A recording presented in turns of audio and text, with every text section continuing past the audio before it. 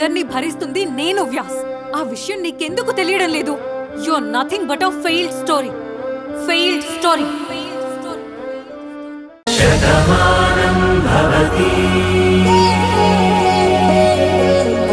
మీతో చెప్తే మీరు కూడా 4 మంచి మాటలు చెప్తారు అనుకున్నాను. కానీ మీరెందుకు ఇలా మాట్లాడుతున్నారు? ఇంకెలా మాట్లాడమంటావు? ఏమని చెప్పమంటావు? చచ్చిపోయిన రాధ తిరిగి వస్తుందని చెప్పాలా? నువ్వు ఏడుస్తూ ఉంటే రాధ నీ దగ్గరకు వస్తుందని నన్ను చెప్పమంటావా? మురారి ఏమి చిన్నపిల్లాడు కాదు, లోక జ్ఞానం తెలియని మనిషి అస్సలే కాదు. తనకన్ని విషయాలు తెలుసు. పైగా రాధ తన చేతిలోనే చనిపోయింది. చనిపోయిన వాళ్ళు ఎప్పటికీ తిరిగి రారని తెలుసుకోలేనంత తెలివి తక్కువ వాడు కాదు కదా. రాధన్న మనిషి గురించి ఏడుస్తూ ఎదురు చూడటం మురారి మూర్ఖత్వం అవుతుంది. దానికి నేనేం చెయ్యాలి? నువ్వేం చేస్తావు? ఏంటండి కొత్తగా మాట్లాడుతున్నారు? అలా అనుకుంటే నేను కూడా చచ్చిపోయానని మీరు అనుకున్నారు కదా. అంత మాత్రాన నేను ఇంకెప్పటికీ రాను అని మీరెప్పుడూ వదిలేలేరు కదా. నన్ను మర్చిపోలేదు కదా. అలాగే మురారి గారు కూడా రాధ గురించి ఆలోచిస్తున్నారు అని మీరెందుకు ఆలోచించట్లేదు? మురారి మురారి మురారి ఇంకా ఇంకో మాట రాదా నీకు?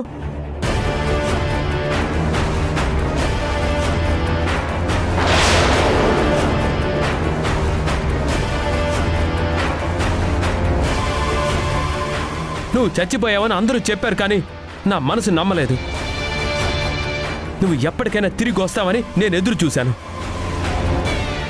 కానీ రాధ మురారి చేతిలోనే చనిపోయింది. తన చేతులతోనే తనని ఖననం చేశాడు. ఇంకా వస్తుందని ఎలా అనుకుంటాడు? అయినా ఒకటి బాను, నువ్వు ఈ ఇంటి మనిషివి, నా భార్యవి.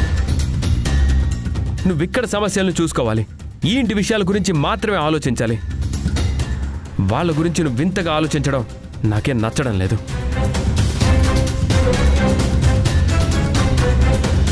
కార్తీక్, అరే కోపంలో నువ్వేం మాట్లాడుతున్నావో నీకు అర్థం కావడం లేదు. భాను నీకొకటి చెప్పాలనుకుంటుంది. నువ్వు చిరాకులో ఉండి ఇంకో విధంగా అర్థం చేసుకుంటున్నావు. ఇంకేం అర్థం చేసుకోవాలి? ఎప్పుడు చూసినా మురారి గురించి ఆలోచిస్తుంది. తను బాధపడుతుంటే నచ్చ చెప్పాలని చూస్తోంది. కానీ ఇక్కడ ఎన్ని సమస్యలున్నాయి, అవేమి పట్టించుకోకుండా అలా మురారి గురించే మాట్లాడడం నిజంగా చాలా చిరాగ్గా ఉంది.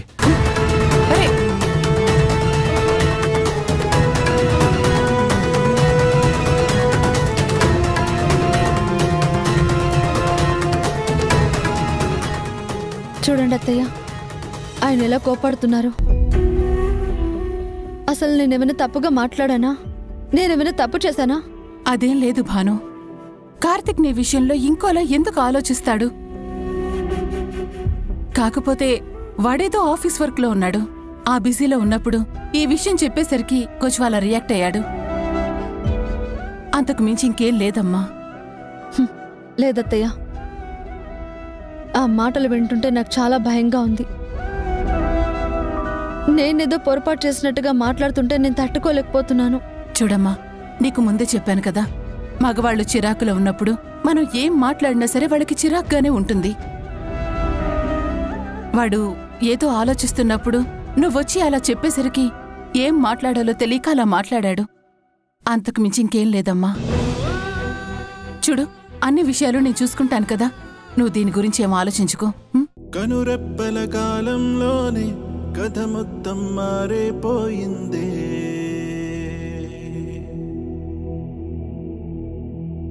కను తెరిచి చూసేలోగా దరిచేరని దూరం మిగిలిందే.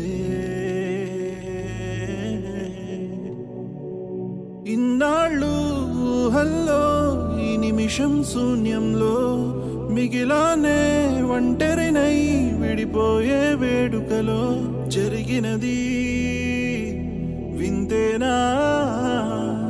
మన పయనం ఇంతేనా?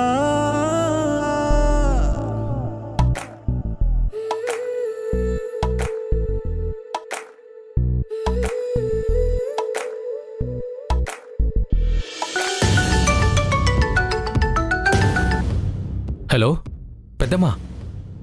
హలో చక్రి. ఏంటి పెద్దమ్మా ఇప్పుడు ఫోన్ చేసావు? ఇప్పుడు నీ దగ్గర ఎవరూ లేరు కదా? లేరు పెద్దమ్మా, ఇంట్లోంచి బయటకు వచ్చి మాట్లాడుతున్నానా. ఇక్కడ ఎవరూ లేరు, చెప్పండి. నేను చెప్పేది జాగ్రత్తగా విను. ఆ ఇంట్లో నీలిమ తరపున గట్టిగా మాట్లాడుతున్నదే వాళ్ల పెద్దమ్మ శారద, నీలిమ అక్క స్నేహ. మిగిలిన అందరూ భానుకి తెలుస్తుందన్న భయంతో మౌనంగానే ఉంటారు. వీళ్ళిద్దరూ మాత్రం ఎలాగైనా సరే నీలిమని కాపాడుకోవాలని ప్రయత్నిస్తూనే ఉంటారు. అవును పెద్దమ్మా, నువ్వు చెప్పేది 100% నిజం. ఆ శారదైతే నీలిమ విషయంలో ఒక కవచంలాగా అడ్డుపడుతోంది. నాకు తెలుసురా. అందుకే నువ్వు చాలా తెలివిగా ఆ స్నేహని, శారదని ఆ ఇంటి నుంచి దూరం చెయ్యాలి. నీలిమకి వాళ్ళ సాయం అందకుండా చెయ్యాలి. అంతవరకు ఎటువంటి పరిస్థితుల్లోనూ నువ్వు ఆ ఇంట్లోనే ఉండాలి. వాళ్ళు కూడా దూరం అయిపోతే నీలిమ తనంతట తాను తప్పు ఒప్పుకుంటుంది. ఈ టార్చర్ భరించలేక అది క్షమించమని కోరుకుంటుంది. అది జరగాలి అంటే నువ్వు చాలా తెలివిగా ఉండాలి. వాళ్ళకి ఏమాత్రం చిన్న అవకాశం దొరికినా నీతో వాళ్ళు ఆడుకుంటారు. అది మాత్రం దొరకకుండా నువ్వు చాలా తెలివిగా ఉండాలి. నీలిమ తన తప్పులు పూర్తిగా ఒప్పుకునే వరకు నువ్వు నీలిమ భర్తగానే ఉండాలి. తప్పకుండా పెద్దమ్మా, అలాగే చేస్తాను. ముందు వాళ్ళని ఎలా దూరం చేయాలో అది ప్రయత్నిస్తాను. నువ్వు చెప్పినట్టుగా ఎవరికీ ఎలాంటి అవకాశం ఇవ్వకుండా చాలా కేర్ఫుల్గా ఉంటాను. ఉంటాను పెద్దమ్మా.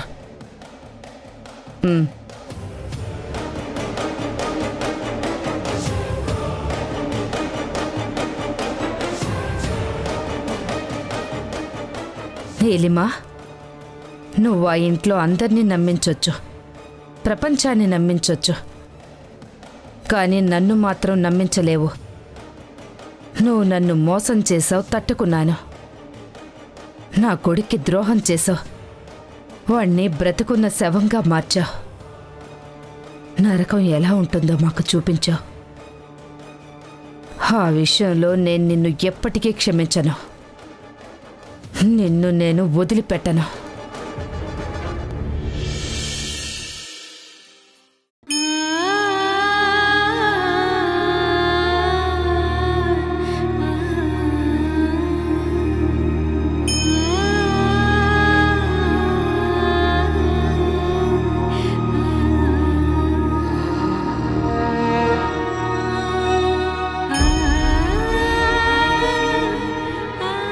కిట్టయ్యా, ఎలా ఉండేవాడివిరా?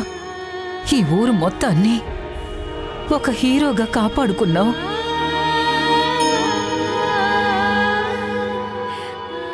ఎలాంటి సమస్య వచ్చినా నువ్వున్నావని ఎంతో మంది నిన్ను చూసి ధైర్యంగా ఉండేవారు.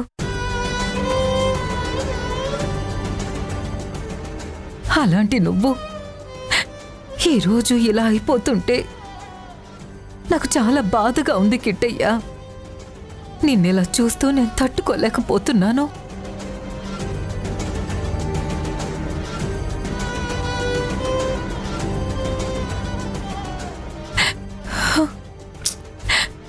అమ్మా, తమ్ముడు బాధపడి నువ్వు బాధపడుతూ ఉంటే ఇంక ఎవరిని ఓదారుస్తారు చెప్పు? వాడికి ధైర్యం చెప్పాల్సింది నువ్వే. నువ్వే ఇంతలా బెంగ పెట్టుకుంటే ఇంక వాడు ఎలా కోలుకుంటాడు?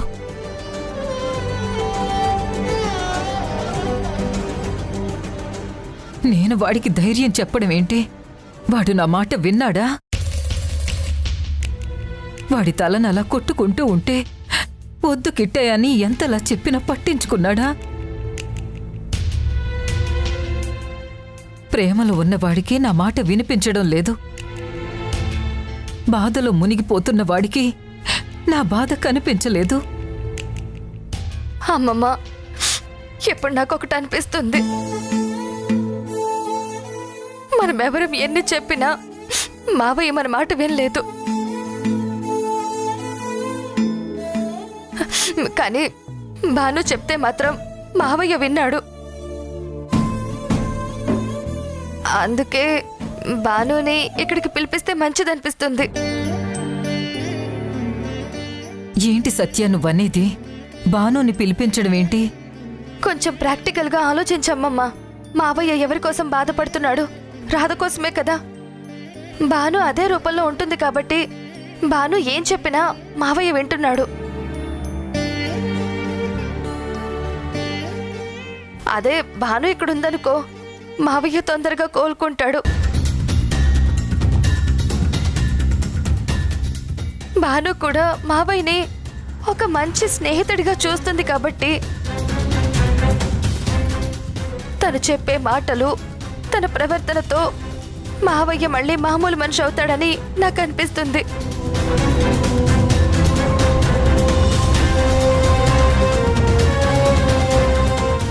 చిన్నదానివైనా చాలా గొప్ప మాట చెప్పావు. నాకు రాని ఆలోచన నీకొచ్చింది, నిజమే. ఈరోజు భాను మాట్లాడకుండా ఉంటుంటే వీడు కనీసం ఇంజెక్షన్ కూడా తీసుకునేవాడు కాదు. భాను చెప్తేనే వీడు అంత చేశాడు. అదే భాను మన కళ్ళ ముందుంటే వాడు భానుని చూస్తూ ఉంటాడు. తాను కూడా వీడు తొందరగా కోలుకునేలా చేస్తుంది. ఏం మాట్లాడుతున్నావమ్మా? భాను ఎవరు? ఇంకొకరి భార్య, ఒక ఇంటి ఇల్లాలు. ఆ కుటుంబాన్ని వదిలేసి తనని ఇక్కడికి రమ్మనటం ఎంతవరకు కరెక్ట్? ఒకసారి ఆలోచించు. అప్పుడంటే గతం గుర్తులేని మనిషి కాబట్టి తను మన మనిషి అని మన ఇంట్లో ఉంచాం. ఇప్పుడు వాళ్ళు కనిపించాక భానుని వాళ్ళు తీసుకెళ్లిపోయారు. ఇప్పుడు వాళ్ళందర్నీ వదిలేసి ఇక్కడికి రమ్మంటే ఏం బాగుంటుంది చెప్పు? అసలు అడగడం కరెక్టేనా? అయినా ఏమని అడుగుతాము? రాత రూపంలో ఉన్న భానుని నా కొడుకు చూస్తే వాడి మనసు మారుతుంది అని చెప్తామా? ఛ, వినటానికి అసలు అది బాగుంటుందా? చూడమ్మా, ఇక్కడ ఏం జరుగుతుందో అక్కడ అందరికీ తెలుసు. అక్కడ అలా తప్పుగా అనుకునే వాళ్ళెవ్వరూ లేరు. మావయ్య మారే వరకు కొన్ని రోజులు భానుని ఇక్కడ ఉండమంటే వాళ్ళు ఖచ్చితంగా పంపిస్తారు. భాను కూడా ఒప్పుకుంటుంది. చూడు సత్య, నీ ఆలోచన మంచిదే, నేను కాదు అని అనటం లేదు. కానీ భానుని అలా పిలిస్తే ఆ ఇంట్లో కలహాలొస్తాయి. ఒక పరాయి మగాడి ఆరోగ్యం గురించి ఆలోచించి పెళ్ళైన అమ్మాయిని రమ్మని పిలవటం ఎంతవరకు మంచిది అని ఆలోచించండి.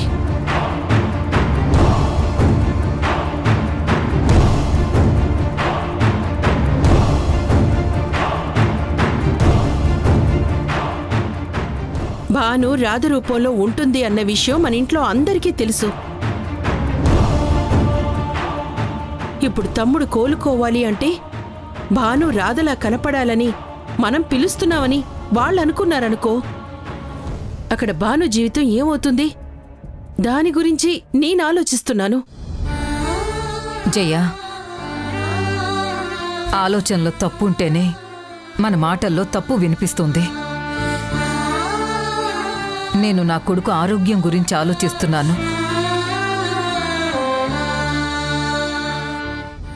అదే విషయం వాళ్లకు చెప్తాను. భాను మాట వీడు ఎందుకు వింటున్నాడో అందరికీ తెలుసు కదా.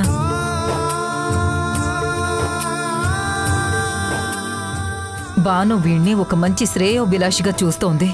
తను 4 రోజులు ఇక్కడ ఉండి తను 4 మాటలు చెప్తే నా కొడుకు తొందరగా కోలుకుంటాడన్న నమ్మకం నాకుంది.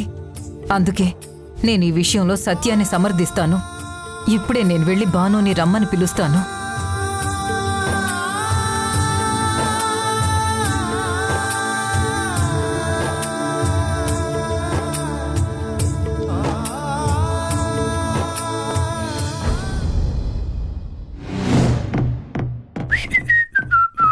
హాయ్ నీలిమా, సరదాగా బయటికి వెళ్దామా? నీతో రానని ఎన్నిసార్లు చెప్పాలి? నువ్వు అలా చెప్తావని తెలిసినా నిన్ను అడగాలనిపిస్తోంది నీలిమా. ఎప్పుడైనా సరే నువ్వు వస్తానంటే వెంటనే ఎత్తుకొని తీసుకెళ్ళిపోవాలనిపిస్తోంది. అందుకే అడిగాను. అసలు నువ్వు మనిషివేనా? నీకు సిగ్గు శరం అంటూ ఏమీ లేదా? మా అమ్మాయితో మాట్లాడద్దురా అని నీకెన్నిసార్లు చెప్పినా దున్నపోత మీద వర్షం పడ్డట్టు దులిపేసుకుంటున్నావు, కానీ మాట్లాడకుండా ఎందుకు ఉండట్లేదు నువ్వు? అదేంటండి అలా అంటారు? నా భార్యతో నేను మాట్లాడుతున్నాను. అందులో మీకు తప్పుగా ఏం కనిపించింది? ఇంకోసారి నీలిమని భార్య అన్నావంటే పెట్రోల్ పోసి తగలబెట్టేస్తాను. ఎవరి దగ్గర నటిస్తున్నావు? మాటకు ముందు మాటకి వెనకాల నీలిమకి నువ్వు భర్తవని చెప్తుంటే వినడానికి చాలా ఇరిటేషన్గా ఉంది. అసలు నిన్ను చూస్తుంటేనే నాకు ఒళ్ళు మండిపోతుంది. ముందు మీ ఇద్దరిని చూస్తుంటే నాకు అనుమానంగా ఉంది. ఏంట్రా ఏం మాట్లాడుతున్నావు? మమ్మల్ని చూస్తుంటే నీకు అనుమానం రావడం ఏంటి? అసలు మీరు నిజంగానే నా నీలిమకు చుట్టాలవుతారా? నిజంగా నీలిమకి మీరిద్దరు పెద్దమ్మ అక్కేనా, లేక మార్ఫింగ్ ఫోటోలు పెట్టుకుని చుట్టాలమంటూ వచ్చి ఇంట్లో తిష్ట వేసుకుని కూర్చున్నారా? రేయ్, ఏంటి చక్రి అలా మాట్లాడుతున్నావు? ఫోటోలు మార్ఫింగ్ చేసుకోవడం ఏంటి? ఓరి నీ అమ్మ కడుపు మాడిపోను. అయినా అంత కర్మ మాకేం పట్టిందిరా? నీలిమ మా కంటపడింది. అప్పుడే మాకు తనకి ఉన్న బంధుత్వం ఏంటో తెలిసింది.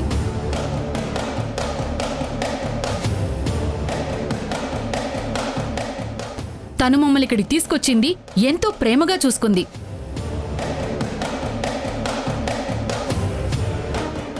అందుకే నీలిమ అంటే మాకంత ఇష్టం.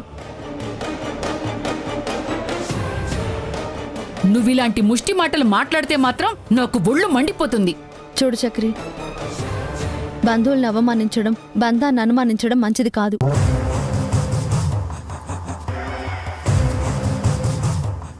వాళ్ళిద్దరూ నీలిమ గురించి ఎంతగానో ఆలోచిస్తారు. నువ్వు వాళ్ళతో ఇలా మాట్లాడడం నాకే నచ్చట్లేదు. వీడు మాట్లాడే మాటలు మాకస్సలు నచ్చడం లేదు. కేవలం మీ వల్లే వీడి ఇంట్లో ఉంటున్నాడు. తను తెలియక మాట్లాడినా మీరు కూడా తెలిసి మాట్లాడకూడదు. తను నీలిమ భర్త, అది గుర్తుపెట్టుకుని మీరు మాట్లాడడం మంచిది. అయ్యో కర్మ! ఎన్నిసార్లు చెప్పాలి? ఎంతమందికి చెప్పాలి? పెద్దమ్మా, ఈ విషయంలో నువ్వింకేం మాట్లాడొద్దు, సైలెంట్గా ఉండు.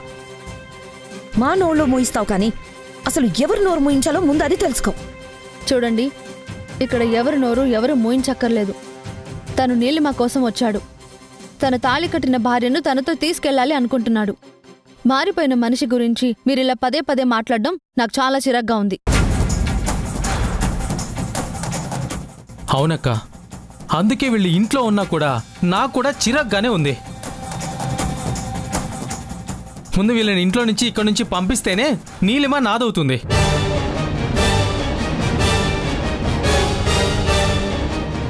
నా వైపు తిరుగుతుంది, నా మాట వింటుంది. తర్వాత మేమిద్దరం ఒకటవుతామక్క.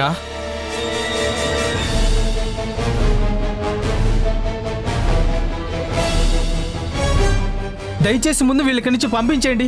తన మనసు మారదక్క. ఏంట్రా, మమ్మల్ని ఇంట్లోంచి పంపించమని నువ్వు చెప్తున్నావా? అసలు నీలాంటి వాడిని ఇంటికి తీసుకొచ్చినందుకు ఇదిగో ఈ బాను అనాలి. పెద్దమ్మా, నేను మీకు పదే పదే చెప్తున్నాను, భాను గురించి మాట్లాడొద్దు అన్నాను కదా.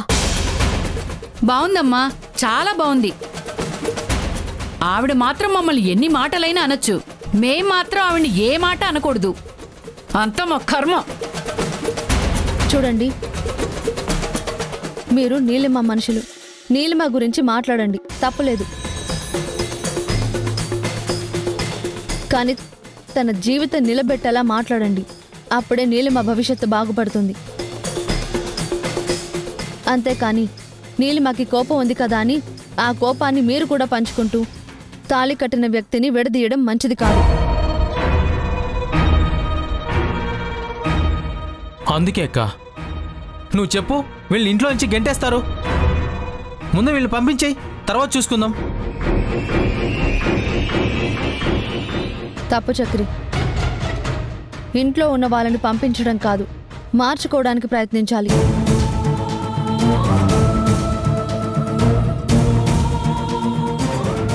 అయిన వాళ్ళ మధ్య ఎన్ని గొడవలైనా ఉండొచ్చు, కానీ దూరం చేసుకుంటూ వెళ్ళిపోతే చివరికి ఒంటరిగా మిగిలిపోతాం.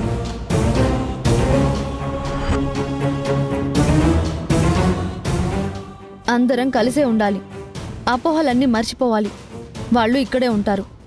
నువ్వు మాత్రం నీలిమని మార్చుకునే ప్రయత్నంలో ఉండు. ఆవిడికి నిజం తెలీదు, నువ్వు చెప్పనివ్వవు. వీడు మాత్రం చెప్పులో రాయిలాగా చెవిలో జోరిగలాగా నీ చుట్టూనే తిరుగుతూ ఉంటాడు.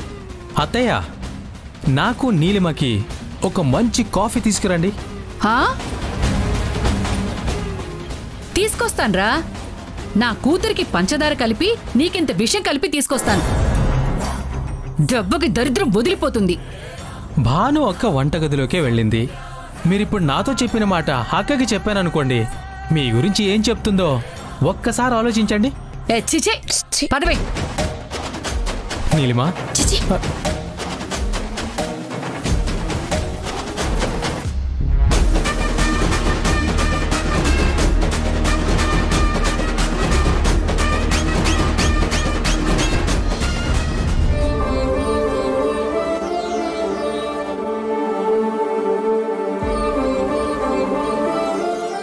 ఒసే బాను, నీకెందుకే ఈ పని? నేనున్నాను కదా, నేను చేస్తాను కదా. అదేంటి బామ్మ, నువ్వు చేయడం ఎందుకు? వంట నేను చేస్తాను, నువ్వు వెళ్ళి హాయిగా రెస్ట్ తీసుకో. ఓసి పిచ్చిదానా, తిరిగే కాలు తిట్టే నోరు ఆగదంటారే, అలాగే వంట చేయకుండా నేనైతే ఉండలేను. నాకు ఊహ తెలిసినప్పటి నుంచే నా చేత్తో పొయ్యి ముట్టించాను. అప్పటినుంచి ఇప్పటి వరకు నేను వంట చేస్తూనే ఉన్నాను. నేను నిన్ను ఒక సాయం అడగాలని ఫోన్ చేశాను. ఏంటో చెప్పండి. నా కొడుకు బాగుండాలి అంటే నువ్వు కొద్ది రోజులు ఇక్కడికొచ్చి ఉండాలమ్మా. మీకు ఒక విషయం చెప్పాలి. ఏంటది? నేను అమ్మవారి పల్లె వెళ్దాం అనుకుంటున్నాను. ఇప్పుడు అంత అర్జెంటుగా అక్కడికి ఎందుకు? భువనేశ్వరి గారు ఫోన్ చేశారు.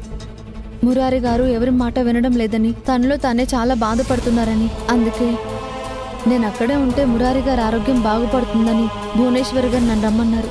ఎవరి గురించి ఆలోచిస్తూ నువ్వు అక్కడికి వెళ్ళటం నాకు అస్సలు ఇష్టం లేదు.